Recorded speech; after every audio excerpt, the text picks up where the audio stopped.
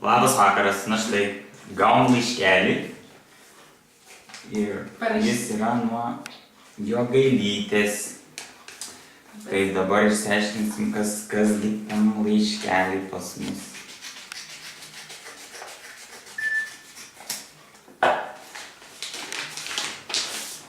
O, koks kvietimas. Gauna kvietimą. Ir puikiai nuotrauka. Ir kągi čia rašo? Mielas krikšto tėvelį, teta Aistė ir Gyčiuk. Aš merkytė kaip upa, jau visai nebemaža. Jums dainelę aš dainuoju ir į savo pirmą švenčią nuoširdžiai kviečiu. Kviečiu jūs į savo pirmąjį gimtadienį, kuris bus švenčiamas rugsėjo 12 dieną, šeštadienį 15 val. Sode. Jogailė. Taip, va. Važiuosim į gimtadienį.